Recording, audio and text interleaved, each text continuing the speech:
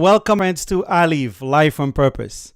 My name is Michael Charles. I'm leadingwithintent.com, and it's such a great pleasure for me to be here with you today. I help you with this show to master the essentials of life, money, and relationships, right? Secrets of intentional living to help you create lasting results both in your personal and your professional life.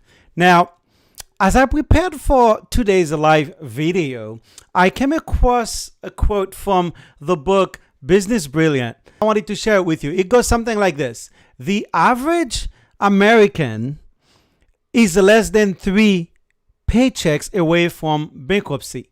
Because of myths of money, we have these different ideas and different thoughts about money that keeps us from having the very thing that we say we want in life.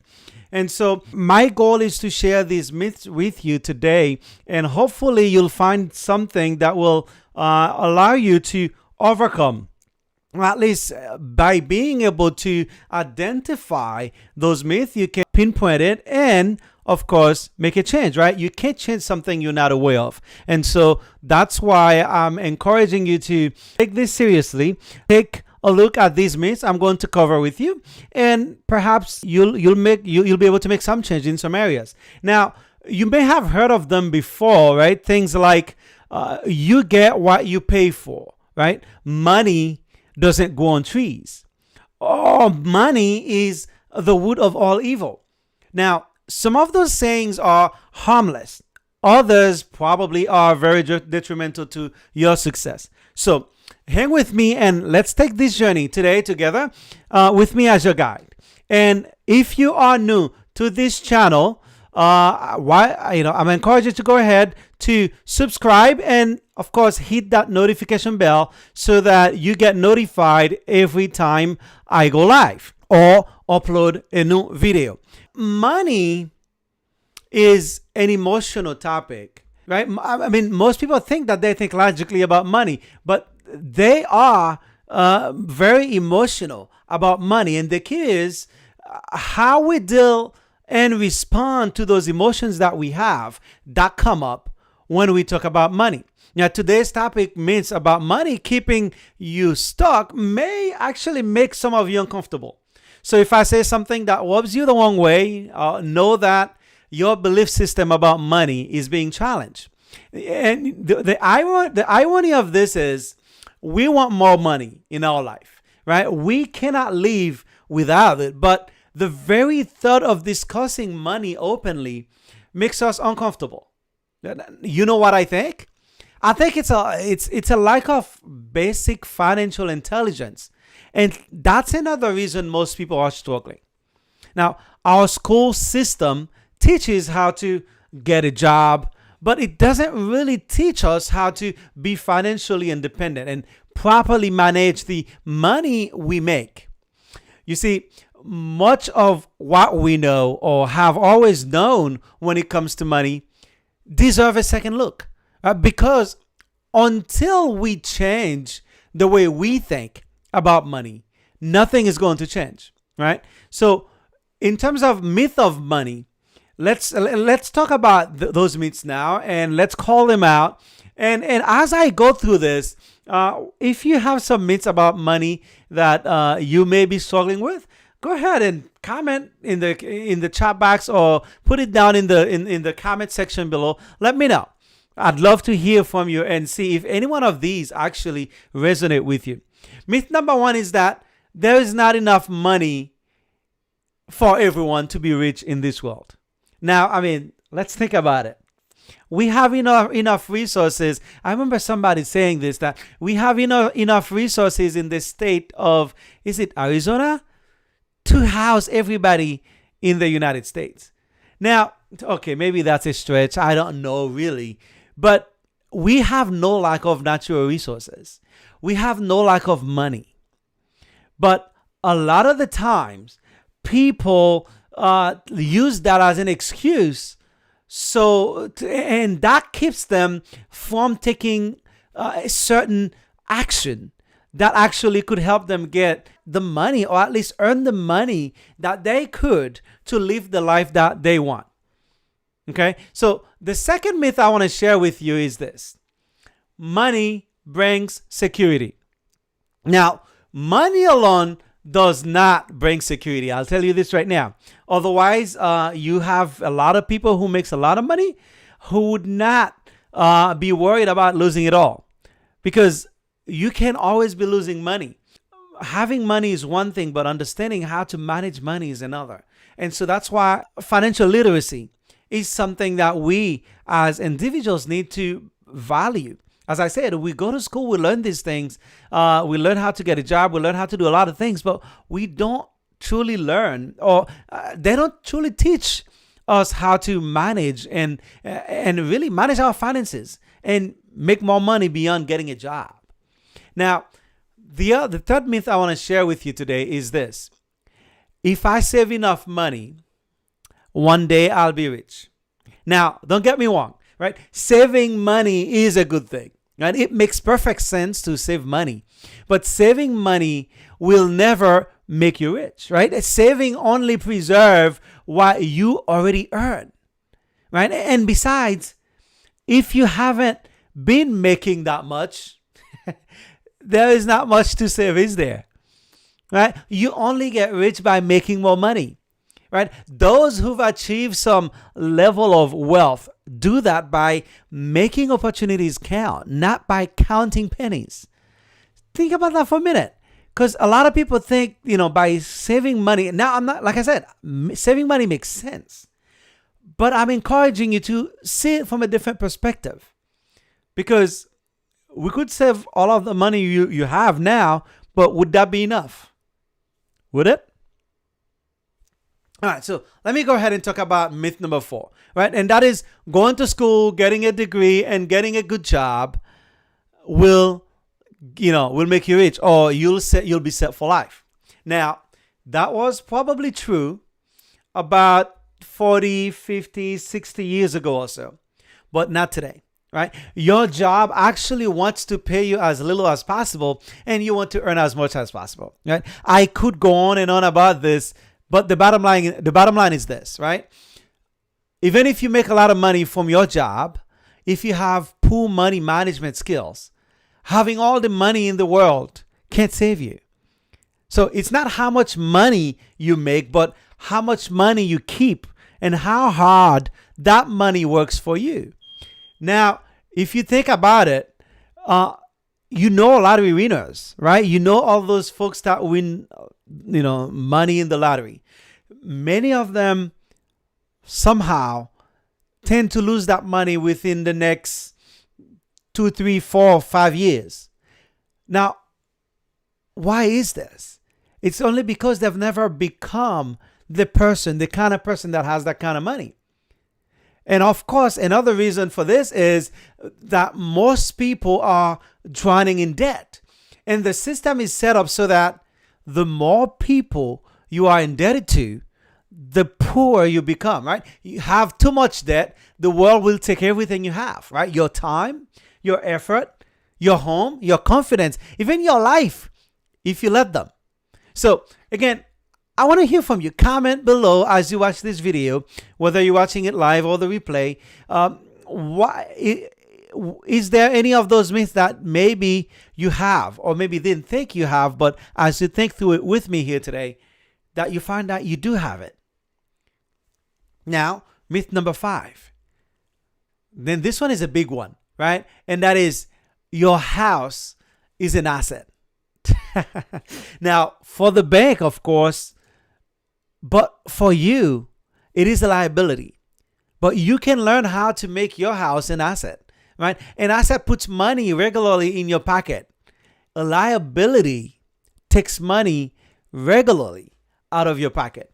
I hope that makes sense. Now, myth number 6, and that is, if you prosper, and this one is a big one. It's a big one. A lot of people have this myth and they hold this myth, and it just prevents them from attracting the kind of resources that they need to live the kind of life that they want. Right? And the myth number 6, if you prosper, others will lose money. In essence, this is saying you cannot evolve or be spiritual if you have a lot of money. Now, of course, like I said, among most of them, this is probably one of the more detrimental things of that you may have, and more specifically to Christians, right? This blocks their ability to attract money in their world. But you see, their thinking is backward, because the more you have, the more you can help others. The more prosperous you become, the more you can help others prosper. Right? The more money you bring into your life, the more options you have. I mean, that's all it is. Money gives you options, right? We all say we want options, but without money, we won't have options, because then everything in this world takes money, right? And of course, the good choices you can make with money. That's very important. With money, you can establish and fund good causes. And if you really want to make a difference in the world, start making a difference in one person's prosperity, and that's yours, right? Money is a tool you can use with awareness, consciousness, and of course spirituality to make a difference in healing the world. All right, so that's enough for myth 6. Let's go to myth number 7, and that is money and power are dangerous. That's to say, they change people and make them arrogant and self-centered, right? Greedy and power hungry. Now, I don't know about you, but I tend to believe that money and power does not change people. It doesn't make them arrogant and self-centered and greedy. As a matter of fact, money and power only reveals to you and others what you already were. Right? There is no such thing as money changes you into somebody else. Right? It just reveals your true nature. Right? The person that you truly are. I know arrogant people who have no money, but I also know people who have a lot of money who are not arrogant. So that is to say, that has nothing to do. Having money has nothing to do with it. Right? It's all about your being, who you are at the core. Who you are at the core. How about comment below? Let me know. Do you agree with this? Because a lot of people think power and money corrupts people. But no, I don't think so. Power and money reveals your true self to you and others. So let's go ahead and talk about myth number 8. And this is another big one. We hear it all the time. Money doesn't buy happiness. Right? It is saying, we've all heard time and again, right? Money doesn't buy happiness. As it turns out, it does, especially for low and middle income people, right? One study from Princeton University found that as the income of test subjects increased, their outlook on life improved. And that is, income increases were found to improve emotional well-being, improving the quality of their day-to-day existence. So money by itself is nothing, right? We provide meaning to it. We give it meaning so that we could do what we will with it, right? What meaning are you assigning to money today? Do you believe that money is a useful tool, or you believe that money is harmful to you? It's a harmful poison. It's a choice, right? It is a choice. You want to choose the higher awareness, right? You want to choose a more empowered way of thinking and being. And money is not dangerous, right? Money is actually a wonderful thing. It's really hard to attract something in your life that you do not welcome. I mean, think about this. Right? A lot of people say they want money, but then they don't welcome it. Frankly, think about it, right? If you welcome it, would you say that people with money are evil? I mean, there's another one, right? Money is the root of all evil. You've heard this before. But it's really not money that's the root of all evil. It's the love of money. It's the person character, the greediness of the person that is the root of the evil. So we need to start shifting our perspective here. Most people are poor or are living in a lack because of the limited nature of their education and their understanding of money. But you know what? This is one of the big difference that I notice with successful people, right? They tend to produce the mean they need to succeed, money or no money. So, what do you think? Do you think having money is evil? And do you think the people who have money are actually evil? Or you think money only reveals their character, their true nature? Go ahead, comment below and let me know. Now, Coffee Lover is saying, what is the best way to make your money work hard for you? Usually the more money we have, the more bills we have. Yes, I understand and agree. A lot of the times, because we are not educated about money, we tend to make emotional decisions. Once we have money, we go out and get more bills. I mean, think about it. And this happened to me, right? The money you are making 2, 3, 4, 5 years ago, you were fine with. And then now you're making maybe almost twice that. But then you may find that you're lacking and that money becomes an issue. It's not really the fact that you don't have money. It's how much of it you're keeping, as I said. Right? It's do you understand how the money management principles that you must have? Because a lot of people, they go all out whenever they have, like, I know this stimulus check that just came out. A lot of people will be spending it. Like, it's going to come one day, and then 2 to 3 days, that money's over. Because a lot of people are going to go on shopping sprees. And again, this is just one, it's part of our nature. We always want more and want more. But if we're not disciplined enough, we're not educated enough to understand the money management principles that we need to apply, we're always going to find ourselves in trouble. So yes, right? Money gives you options. Money allow you to spend more time with your family, of course, and it allows you to say, you know what, I don't want to stay here anymore in this kind of house. I want to go move to this place. You know what, my kid wanted this. I'm going to give it to my kid. But you know what, my kid wants to go to Harvard. I can't afford it.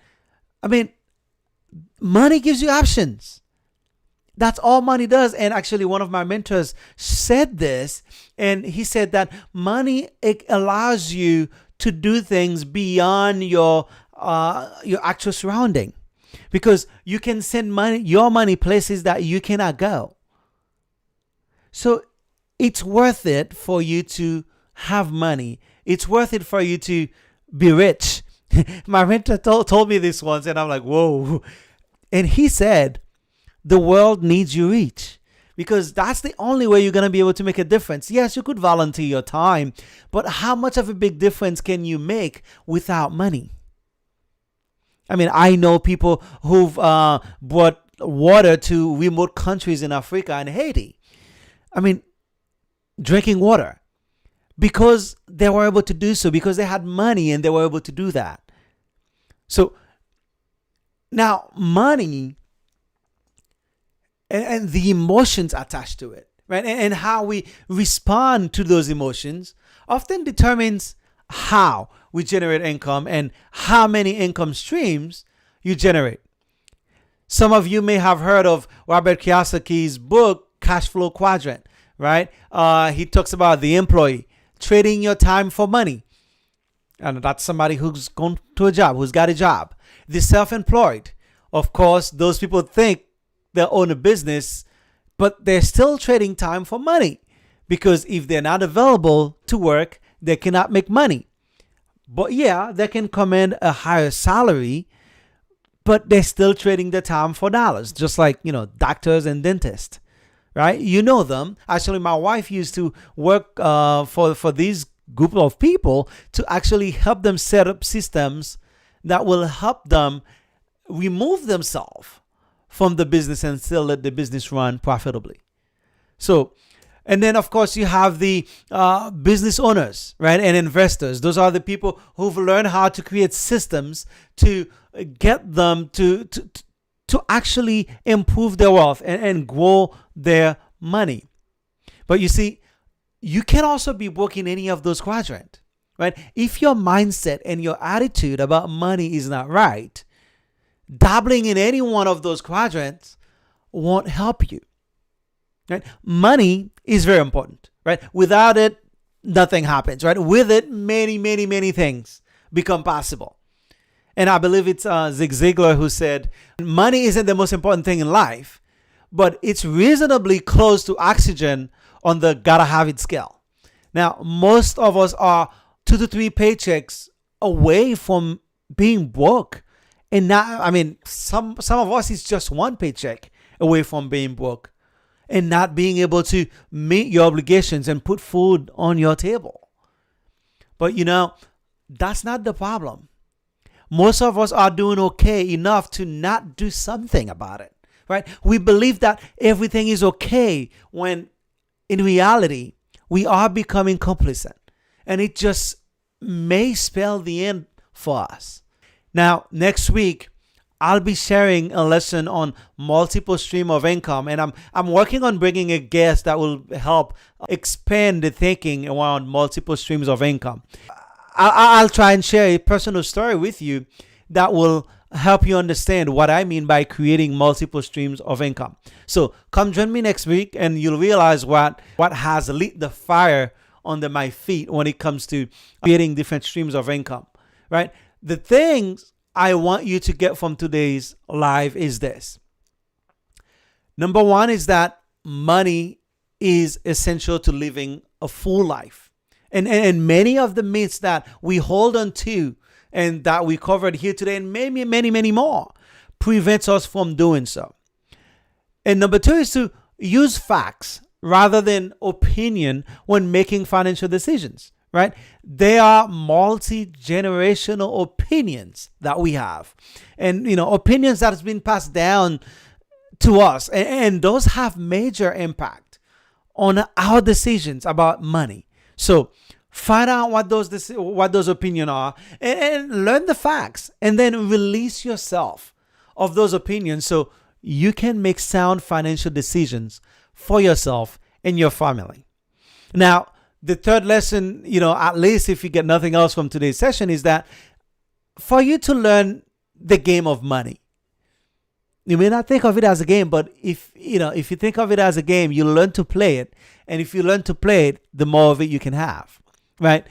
And really, learn how it's played. It's the only way to financial freedom and financial security. Right? If you opt for it, comment below and let me know if you'd like to learn more about this. And of course, there's a Think and Grow Rich mastermind study that I do. If you'd like to learn more about that as well, it's a mastermind study where we come together weekly and study principles and apply strategies for wealth building. So just comment below and let me know if you're interested and if you're up for it. So, and finally, the last tip here, if you missed, I want to make sure you get is that to remember that creating streams of income is where it's at, right? Creating multiple streams of income, because that is the only way you'll be able to get rich, to build wealth, to have options in your life. You need to learn to create multiple streams of income. Thank you once again for hanging out with me today. And if you got value out of what I've shared, hit that subscribe button and smash that notification bell so that you get notified every time I go live or upload a new video. And remember to visit my website at leadingwithintent.com to get free resources to help you on your journey of discovery, growth, and becoming. And also remember to follow me on Instagram at ILive.Zone and on Facebook at Lead with Intent for daily inspirations.